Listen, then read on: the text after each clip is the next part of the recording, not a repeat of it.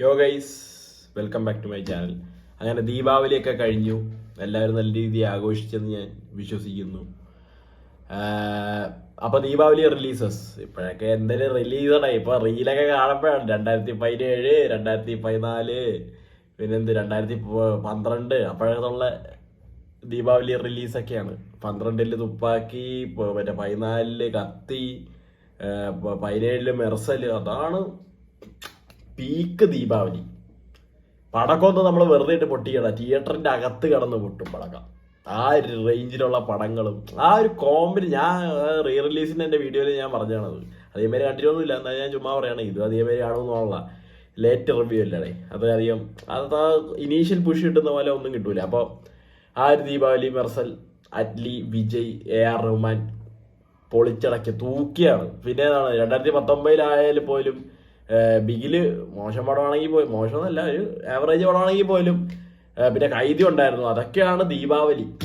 അപ്പോൾ ഇന്നത്തെ ദീപാവലി ഒന്നുമല്ല അതൊക്കെ വെച്ച് നോക്കുമ്പോഴത്തേക്കും. അപ്പോൾ ദീപാവലി റിലീസായ പെറ്റ് ഡിറ്റക്റ്റീവും പിന്നെ ഡ്യൂഡും 2 സിനിമയും കണ്ടിരിക്കുകയാണ്.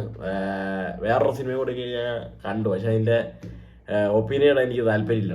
അത് അങ്ങനെ ഒരു സിനിമ എനിക്ക് വലിയ താല്പര്യം ഇല്ല. കണ്ടപ്പോഴേ ഒരു താല്പര്യം ഉണ്ടായില്ല, ഇടാൻ താല്പര്യമില്ല. ഇതിനെക്കുറിച്ച് എനിക്ക് അതിൻ്റെ ഒരു ട്രെയിലറും പിന്നെ അതിലെ കാസ്റ്റും ക്രൂവും ഈ 2 സിനിമകളുടെയും അതൊക്കെ കണ്ടിട്ടാണ് ഞാൻ സിനിമ കാണാൻ പോയത്. മാത്രമല്ല കുറച്ച് ഹെൽത്ത് കണ്ടീഷനൊക്കെ മോശമായിരുന്നതാണ് ഒപ്പീനിയൻ വീഡിയോ വൈകിയത്. അപ്പോൾ അതാണ് കാര്യങ്ങളൊക്കെ. അപ്പോൾ സിനിമയെ കുറിച്ച് പറയുമ്പോൾ ആദ്യം നമുക്ക് ഡ്യൂഡിനെ കുറിച്ച് പറയാം. PR പ്രദീപ് രംഗനാഥൻ, നമ്മുടെ കോമാളിയിൽ പുള്ളി അഭിനയിച്ചില്ല, കുറച്ച് ചെറിയൊരു രംഗം മാത്രമേ അഭിനയിച്ചിട്ടുള്ളൂ. ലവ് ടുഡേയിൽ മെയിൻ റോള് ചെയ്ത മച്ചാൻ. ഡ്രാഗൺ കിടിലൻ പടം, കിടിലൻ തൂക്കൽ അങ്ങനത്തെ പടം ചെയ്ത മച്ചാൻ്റെ പടം വന്നിരിക്കുകയാണ് ഡ്യൂഡ്. ഇതല്ലാതെ വേറൊരു സിനിമ കൂടി ഇനി വരുന്നുണ്ട്, ലവ് ഇൻഷുറൻസ് കമ്പനി. അതും ഇതിൻ്റെ ഒപ്പം തന്നെ ഇറങ്ങുമെന്നാണ് പറഞ്ഞിരുന്നത്, പക്ഷെ എന്താണെന്ന് അറിയില്ല. വിനയ് ശിവനാണ് അതിൻ്റെ ഡയറക്ടർ. ഈ സിനിമേൻ്റെ ഡയറക്ടർ കീർത്തീശ്വരൻ എന്ന് പറഞ്ഞൊരു മച്ചാനാണ്. ഒപ്പം അഭിനയിച്ചിരിക്കുന്നവർ മമിത ബൈജു, നമ്മുടെ മലയാളിയായ ഹൃദു ഹരുൺ, നമ്മുടെ ഈ മുറയിലൊക്കെ ഉള്ള, പിന്നെ മറ്റേ പടം ഉണ്ടല്ലോ, മറ്റേ ഓൾ വി ഇമാജിനാസ് ലൈറ്റിലൊക്കെ ഉണ്ട് മറ്റേ, പിന്നെ രോഹിണി ഉണ്ട്, ശരത് കുമാർ. ഈ പടത്തില് പുള്ളീന്റെ ഒരു ഫ്ലാഷ് ബാക്ക് രംഗമൊക്കെ കാണിക്കുന്നുണ്ട്. അത് കിടുക്കാച്ചി പെർഫോമൻസ് ആയിരുന്നു. എന്ന് വെച്ചാൽ പുള്ളിക്ക് 2 ഷെയ്ഡുണ്ട്, ഒരു ഹ്യൂമർ ഷെയ്ഡും ഒരു വില്ലനിഷ് കൈൻഡ് ഷെയ്ഡുണ്ട്. അത് പൊളിച്ച് അങ്ങനെ പിന്നെ കിടിലമാണ്. ഒരു എന്താ പറയാ, വെർസറ്റൈൽ എന്നൊക്കെ നമുക്ക് വേണമെങ്കിൽ പറയാം. ആ രീതിയിലുള്ള ഒരാളാണ് പുള്ളി. അടിപൊളിയായിട്ട് ചെയ്തിട്ടുണ്ട്. അപ്പോൾ മെയിൻ ലീഡ് ഇവർ 4 പേരാണ്. പിന്നീടുള്ളത് പിന്നെന്താ, മ്യൂസിക് ബൈ സായ ഭയങ്കർ പൊളി. നിങ്ങളുടെ ബൾട്ടി കൊള്ളാന്നൊക്കെ പറയണവന്മാരുടെ അടുത്ത് എനിക്ക് കൂടുതലായിട്ടൊന്നും പറയാനില്ല. എനിക്ക് ആ മറ്റു പാട്ട് പോലും ഇഷ്ടപ്പെട്ടില്ല. ആ റീലിലൊക്കെ ഇപ്പോൾ പറഞ്ഞ പാട്ടില്ലേ, അതുപോലെ എനിക്ക് ഒട്ടും ഇഷ്ടപ്പെട്ടിട്ടുണ്ടായിരുന്നില്ല. ബട്ട് ഇതിൽ തൂക്കി. ഊരും ബ്ലഡ് എന്ന് പറഞ്ഞ ആ ഒരു സാധനം തിയേറ്ററിൽ കേൾക്കാനൊക്കെ പ്ലേലിസ്റ്റ് കയറി. ഇനി കുറേ നാളെ പ്ലേലിസ്റ്റ് വാഴും ആ പാട്ട്. പിന്നെ cinematography by Niketh Bommi, edited by Bharath Vikraman. അതാണ് art department Haneef Afsal, sound department Hariharan, Vineeth Kumar, Sachin Sudhakaran, അങ്ങനെ കുറേ പേരുണ്ട്. അപ്പോൾ പടത്തിൽ എടുത്തു പറയാനായിട്ടാണെങ്കിൽ ഒന്നുമില്ല. വെറുതെ ചുമ്മാ നിങ്ങൾക്ക് ഒരു 2-2.5 മണിക്കൂർ, 2.5 മണിക്കൂറില്ല 2.25 മണിക്കൂറൊക്കെ കളയാനുണ്ടോ സിനിമയ്ക്ക് പോകുമ്പോൾ എന്നേ എനിക്ക് പറയാനുള്ളൂ. കാരണം കുറേ പേർക്കൊന്നും ഇഷ്ടപ്പെട്ടില്ല എന്ന് ഞാൻ പറഞ്ഞു കേട്ടു.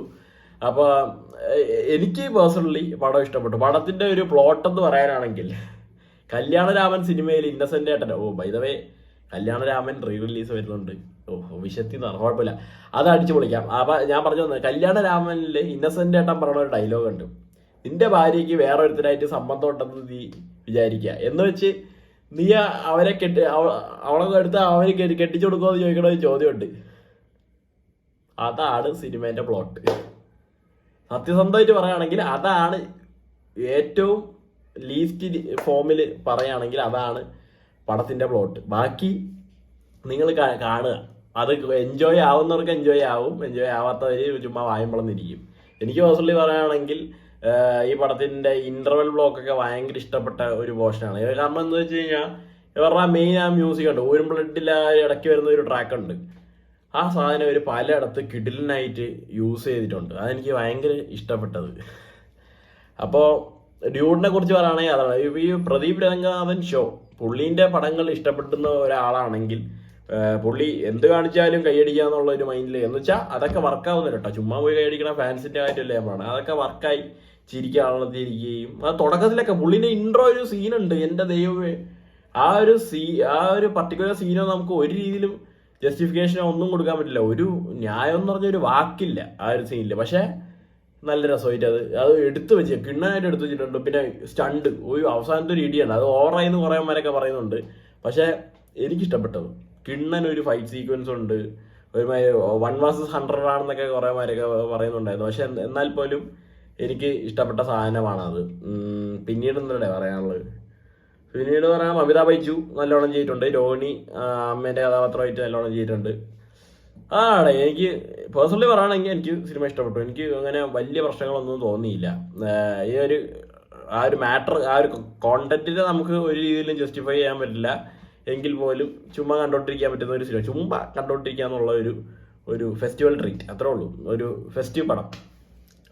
പിന്നീടുള്ള പെട്ടി ഡിറ്റക്റ്റീവ് പറയുമ്പോഴത്തേക്കും അത് ഒരു സെക്കൻഡ്, അത് ഡയറക്റ്റ് ചെയ്തത് പ്രണീഷ് വിജയൻ. മച്ചാൻ്റെ ഡെബ്യൂ ആണെന്നാണ് എനിക്ക് തോന്നുന്നത്. എഴുതിയിരിക്കുന്നത് പ്രണീഷ് വിജയനും ജയ് വിഷ്ണു കോ റൈറ്റർ. ഈ സിനിമ കാണാൻ ഞാൻ മെയിനായിട്ട് കണ്ട കുറച്ച് ഫാക്ടേഴ്സ് എന്ന് പറഞ്ഞാൽ, ഒന്ന് ഷറഫുദ്ദീൻ സിനിമയൊക്കെ ഞാൻ കാണാറുള്ളതാണ്.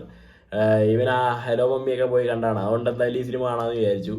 പിന്നെ ഇതിൻ്റെ ട്രെയിലർ ഞാൻ കണ്ടു. ട്രെയിലർ കട്ട് വേറൊരാളാണോ ചെയ്തത് അതോ എഡിറ്ററാണോ ചെയ്തതെന്ന് എനിക്ക് സംശയമായി പോയി. കാരണം മിക്കവാറും എഡിറ്റർ തന്നെ ആയിരിക്കും. ഇതിൻ്റെ സിനിമാറ്റോഗ്രാഫി ചെയ്തിരിക്കുന്നത് അവിടെ ആനന്ദ് സി ചന്ദ്രനാണ്. ഭീഷ്മപർവം പ്രേമമൊക്കെ ചെയ്ത മച്ചാനാണ് ഇതിൻ്റെ സിനിമാറ്റോഗ്രാഫി ചെയ്തിരിക്കുന്നത്. Music by Rajesh Murugesan. ഈ ഇടയ്ക്ക് ഇറങ്ങിയ പടക്കളം, പഴയ പ്രേമം, അതിലൊക്കെ ചെയ്തിരിക്കുന്ന മച്ചാനാണ്. Edited by Abhinav Sunder Nayak. Mukundanunni associates എന്ന് പറഞ്ഞ സിനിമേൻ്റെ ഡയറക്ടറാണ് പുള്ളി, ഒരു എഡിറ്ററാണ്. ആ സിനിമ സംവിധാനം ചെയ്തതും പുള്ളിയാണ്. ഈ പേര് ആ ഒരു ട്രെയിലർ കട്ടൊക്കെ കണ്ടപ്പോൾ പൊളി, നല്ല കിടിലൻ, എന്താ പറയുക, കളർ വാരി എറിഞ്ഞ് എടുത്തിരിക്കുന്ന ഒരു സിനിമയാണ്. അതിൻ്റെ കിണ്ണൻ ട്രെയിലറായിരുന്നു. അപ്പോൾ അത് കണ്ടപ്പോഴത്തേക്കും ഇത് ആരുടെ ചെയ്തത് കൊള്ളാലോ എന്ന് നോക്കിയപ്പോൾ ഉണ്ട് ഇരിക്കണം അഭിനവ് സുന്ദർ നായക്. അപ്പോൾ പുള്ളീൻ്റെ പേര് കൂടി കണ്ടപ്പോൾ ശരി, പടം എന്തായാലും പോയി കാണാം.